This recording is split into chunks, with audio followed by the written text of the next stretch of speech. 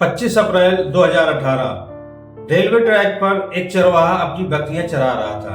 ये जगह कासगंज के ढोलना थाना क्षेत्र के अंतर्गत आती थी। ये चरवाहा रोज ही अपनी बकरियों को यहाँ चराने आया करता था, क्योंकि यहाँ पर हरी भरी घास होती है, इसीलिए अक्सर ही अपनी बकरियों को यहाँ लेकर आया करता था। और उस दिन भी ये अपनी बकरियां चरा ही रहा था। और बकरियां चराते चराते जैसे ही रेलवे ट्रैक पर वो कुछ दूर और जाता है तो आगे देखता है कि एक सर कटी हुई लाश पड़ी हुई है और उसके हाथ के दोनों पंजे भी कटे हुए हैं। ऐसी दुर्दशा वाली लाश को देखकर ये बुरी तरह घबरा जाता है और अपनी बकरियों को छोड़कर वहां से भाग खड़ा हुआ होता है और सीधा घर आता है, जो कि पसीने पसीने हो जाता है। घर में थोड़ा सा रिलैक्स होने के बाद में ये ढोलना थाने पहुंचता है और पुलिस को सूचना देता है कि रेलवे ट्रैक पर एक सर कटी हुई लाश पड़ी हुई है।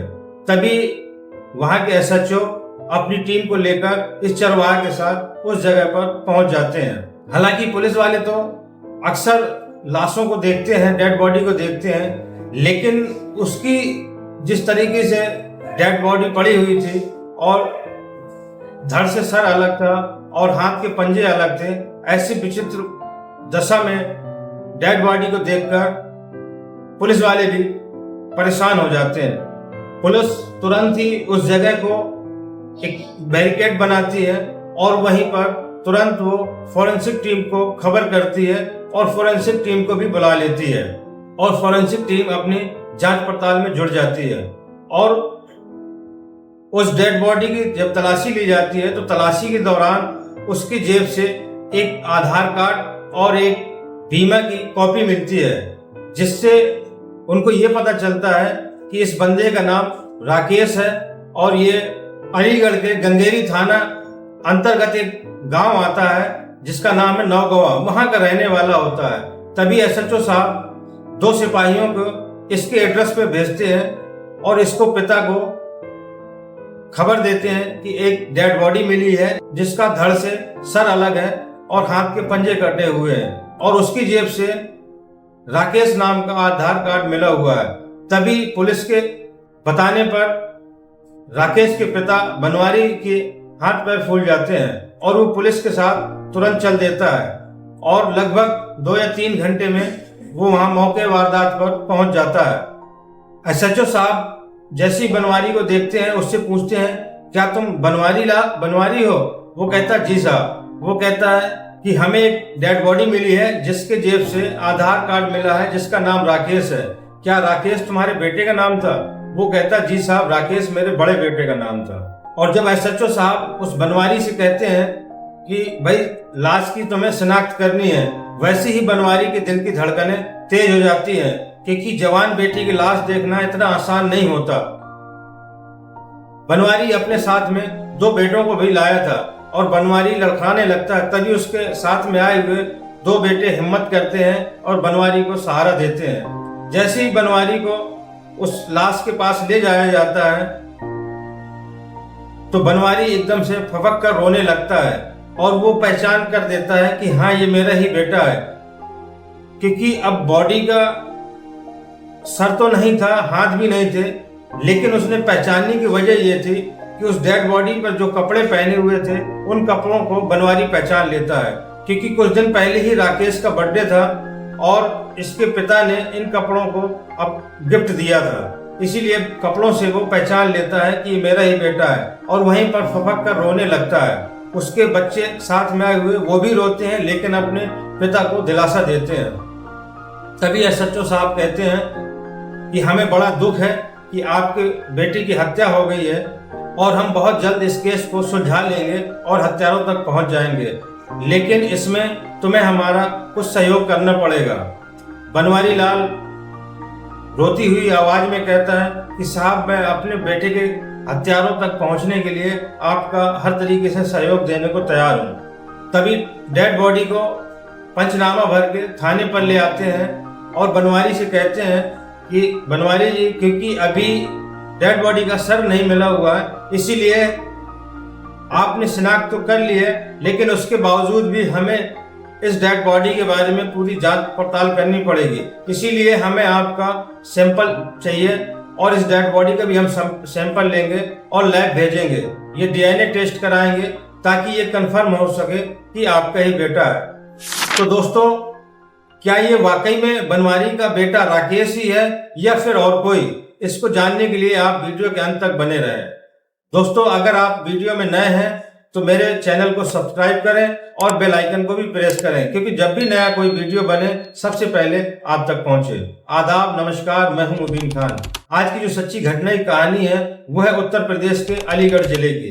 उसी अलीगढ़ जिले का एक थाना है गंगेरी, और उसी गंगेरी थाना क्षेत्र का एक गांव आता है नौगवा, जहां पर बनवारी अपने परिवार के साथ रहता था। पत्नी इंद्रावती और उसके 3 बेटे होते हैं, जो कि राकेश बड़ा बेटा होता है और 2 छोटे बेटे होते हैं। राकेश एक लैब टेक्नीशियन है और वो नोएडा में एक हॉस्पिटल में लैब टेक्नीशियन के पद पर कार्यरत है, जिसकी अभी डेड बॉडी बरामद होती है। और बनवारी की पत्नी और उस डेड बॉडी का सैंपल लैब भेज दिया जाता है। और डीएनए टेस्ट में इस बार काफी टाइम लगता है और तकरीबन 3 साल लग जाते हैं। 31 दिसंबर 2021 को इस डेड बॉडी की डीएनए रिपोर्ट आ जाती है। लेकिन जैसे ही डीएनए रिपोर्ट को एसएचओ साहब देखते हैं तो वो हैरान रह जाते हैं, क्योंकि इस डेड बॉडी और बनवारी की पत्नी के सैंपल मैच नहीं होते हैं, डीएनए मैच नहीं होता। और तभी एसएचओ साहब के मन में कई सवाल उठने लगते हैं और उनको उस घटना की बात याद आती है कि जिस वक्त जब बनवारी को बुलाया गया था तो बनवारी ने तुरंत ही उस डेड बॉडी को पहचान लिया था, क्योंकि जब डेड बॉडी का सर गायब था तो इतनी जल्दी कैसे पहचान लिया था। लेकिन अब किसी का जवान बेटा गया था, इसलिए वहां पर उस वक्त उंगली उठाना ठीक नहीं था और इसीलिए डीएनए जांच करवाई गई। अब पुलिस हरकत में आ जाती है और पुलिस आसपास के जिले और आसपास के थानों पर एक मैसेज करती है और उन थानों से गुमशुदगी की रिपोर्ट मांगते हैं कि 2018 में जितने भी गुमशुदा लोगों की रिपोर्ट दर्ज कराई गई है वो सारी रिपोर्टें एसएचओ साहब मंगवा लेते हैं। और जैसे ही थानों से सारी रिपोर्टें आती हैं 2018 की, तो उनमें से ऐसा कोई शख्स नहीं मिलता। सिर्फ एक शख्स की ऐसा गुमशुदगी की रिपोर्ट मिलती है जिसकी उम्र और कद काठी इस राकेश से मिलती जुलती हुई, और वो कहीं और का नहीं होता बल्कि राकेश के ही गांव का एक शख्स होता है, राजेंद्र उर्फ कलवा। पुलिस सभी को छोड़कर राजेंद्र उर्फ कलवा के घर पहुंचती है और उनके घर वालों से बात करती है और घर वालों से पूछते हैं कि तुम्हारा बेटा कैसे और कब गायब हुआ। तभी राजेंद्र उर्फ कलवा के घर वाले बताते हैं कि जिस दिन राकेश की लाश मिली थी उसके 1 दिन पहले हमारा बेटा गायब हुआ था, और वो भी राकेश के साथ ही गया था, क्योंकि राकेश और कलवा ये बचपन के दोस्त है और राकेश ही अपने साथ कलवा को लेकर गया था। पुलिस अपनी छानबीन में लगी रहती है, लेकिन पुलिस को कलवा तो नहीं मिलता, लेकिन पुलिस को कुछ ऐसे सुराग मिल जाते हैं जिससे उनके समझ में आ जाता है कि दरअसल ये जो डेड बॉडी मिली थी ये राकेश की नहीं बल्कि कलवा की होती है। लेकिन पुलिस अभी भी श्योर नहीं थी, इसीलिए पुलिस ने कलवा के माँ बाप का भी डीएनए सैंपल लेते हैं और उस डेड बॉडी के सैंपल तो पुलिस के पास थे ही, और इनके भी सैंपल को लैब भेज दिया जाता है। और इस बार डीएनए रिपोर्ट जल्दी आ जाती है और पुलिस को पूरा यकीन, जो शक था, यकीन में बदल जाता है, क्योंकि कलवा के माँ बाप और उस डेड बॉडी के डीएनए सैंपल मैच हो जाते हैं। अब पुलिस को यकीन हो जाता है कि वो डेड बॉडी राकेश की नहीं बल्कि कलवा की थी, और पुलिस अपने गुप्तचरों को यानी कि अपने मुखबरों को एक्टिव कर देती है और राकेश की तलाश में जुट जाती है। तभी एक दिन एक मुखबिर का फोन आता है और वो कहता है कि जिसकी तुम्हें तलाश थी वो नोएडा के पंच विहार कॉलोनी में है। और तभी एसएचओ अपनी टीम को लेकर आनन फानन में नोएडा पहुंच जाता है, और मुखबिर ने जहां पर सूचना दी थी वहां पुलिस जाती है तो उस घर में ताला लगा होता है। लेकिन तभी थोड़ी देर में मुखबिर फिर सूचना देता है कि जिसकी तुम्हें तलाश है वो शख्स रूबी नाम की महिला के घर पर है। तभी पुलिस देर न लगाते हुए उस रूबी नाम की महिला के घर में छापा मारती है। तभी वहां पर वो शख्स मिल जाता है और वो शख्स इस महिला के साथ में आपत्तिजनक हालत में पुलिस को मिलता है, जो कि राकेश से बिल्कुल हूबहू शक्ल मिल रही होती है, लेकिन वो अपने आप को दिलीप शर्मा बता रहा होता। तभी पुलिस उस राकेश को थाने ले आती है और उससे पूछताछ करने लगती है, लेकिन वो कहता है कि तुम्हें कोई गलत फहमी हुई है, मैं राकेश नहीं दिलीप शर्मा हूं। तभी पुलिस सख्ती से जब पूछताछ करती है तो वो अपना गुनाह कबूल कर लेता है और जो कुछ बताता है पुलिस के पैरों तले जमीन खिसक जाती है। दरअसल वो कहता है, मैं एक लैब टेक्नीशियन हूं और मैं नोएडा में एक हॉस्पिटल में टेक्नीशियन के पद पर काम करता था और वहीं पर मेरी मुलाकात एक रूबी नाम की लड़की से हो जाती है, जिससे हम एक दूसरे को प्यार करने लगते हैं और इसी दौरान हमारे घर वाले मेरी शादी कराना चाहते थे। शुरू में तो मैं इस शादी को से इनकार कर देता हूं, लेकिन घर वालों के दबाव में मेरी शादी रितनेश नाम की लड़की से हो जाती है, जो कि एटा की रहने वाली होती है और मैं उसको लेकर नोएडा आ जाता हूं और हम दोनों के 2 बच्चे हो जाते हैं। एक बड़ी बेटी होती है जो कि 3 साल की होती है और एक छोटा बेटा होता है जो 1.5 साल का होता है। मैं अपनी पत्नी के साथ यही नोएडा में रहने लगता हूं, लेकिन हमारा अफेयर रूबी से कम नहीं हुआ था और जब भी मुझे मौका मिलता मैं अपनी दोस्त रूबी से मिलता रहता था। और एक दिन 14 फरवरी 2018 को वैलेंटाइन वाले दिन जब मैं अपनी दोस्त रूबी से व्हाट्सएप पर चैट कर रहा था, तभी मेरी पत्नी वहां आ जाती है और हमें चैट करते हुए देख लेती है। तभी वो मुझसे झगड़ा करने लगती है और कहती है, तुम मेरे होते हुए तुम दूसरी लड़कियों से बात करते हो। मैं उसको समझाने की कोशिश करता हूं, लेकिन वो मुझसे लगातार झगड़ रही होती है।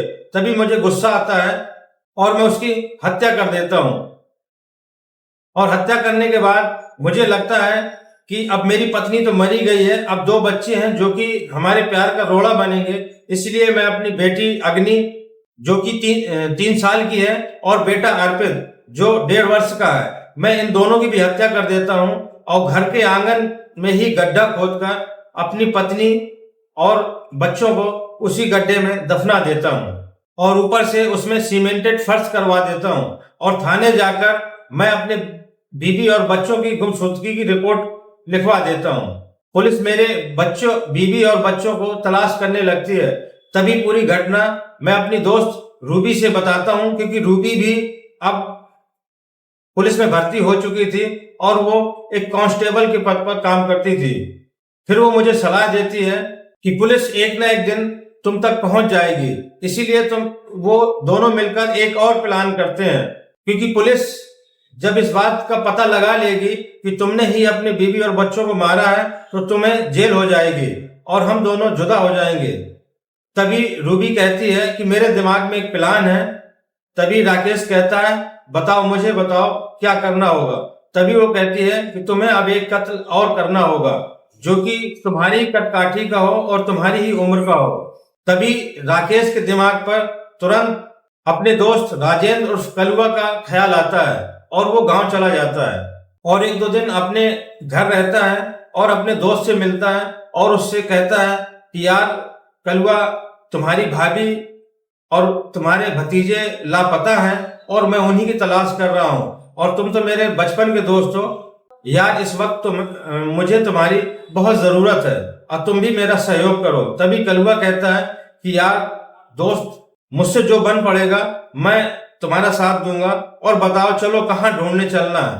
तभी वो 24 अप्रैल की शाम को कलुआ राकेश के साथ राकेश की पत्नी और बच्चों को ढूंढने के लिए निकल जाता है, लेकिन राकेश के मन में तो कुछ और ही चल रहा होता है और 25 तारीख को वो कलुआ को लेकर उस रेलवे ट्रैक पर पहुंचता है और वहां पर पहले उसको खूब शराब पिलाता है और जब वो देखता है कि कलुआ नशे में धुत हो गया है, तभी उस पर एक जोरदार वार करता है जिससे कलुआ एक ही वार पर वहां पर ढेर हो जाता है और फिर उसका सिर धड़ से अलग कर देता है। क्योंकि राकेश को तो अपनी मौत का नाटक रचना था, इसीलिए शिनाख्त ना हो पाए, इसीलिए राकेश कलुआ को पहले धड़ से सिर को अलग करता है और फिर हाथ के दोनों पंजों को काट के अलग कर देता है और उनका सर और हाथ के पंजे अलग अलग दफना देता है, ताकि पुलिस को सिर्फ ये डेड बॉडी मिले। और उसी वक्त राकेश अपने कपड़े उस कलुआ को पहना देता है।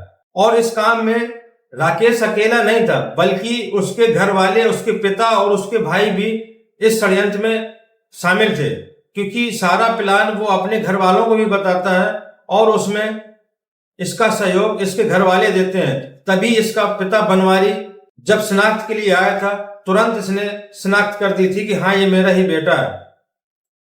और राकेश वहां से निकल जाता है और नोएडा पहुंच जाता है। और जब नोएडा में रहने लगता है, इसीलिए अपनी पहचान छुपाने के लिए अपनी दोस्त रूबी के सहयोग से वो अपनी नाक की सर्जरी भी करवा लेता है, जिससे उसका चेहरे का कुछ नक्शा बदल जाए। लेकिन कहते हैं ना कि अपराधी चाहे जितना शातिर हो, एक न एक दिन पकड़ा जाता है।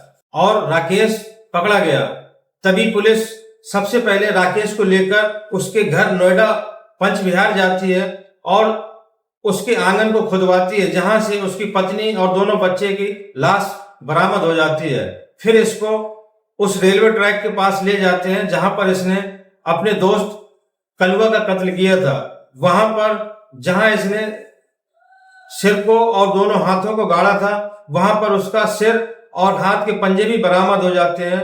और जिस धारदार हथियार से उसकी गर्दन काटी थी, वो हथियार भी पुलिस बरामद कर लेती है और इन सभी चीजों को लेकर थाने आ जाती है और इसको जेल भेज देती है। तो दोस्तों, ये थी आज की कहानी।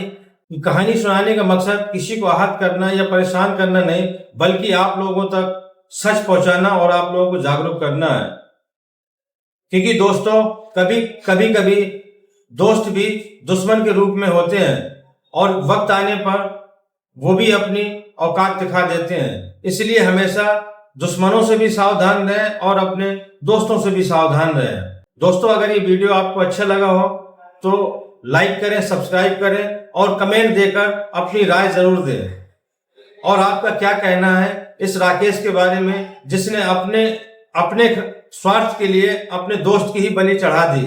ये कमेंट देकर अपनी राय जरूर दें। मिलते हैं अगले वीडियो में नई कहानी के साथ। जय हिंद।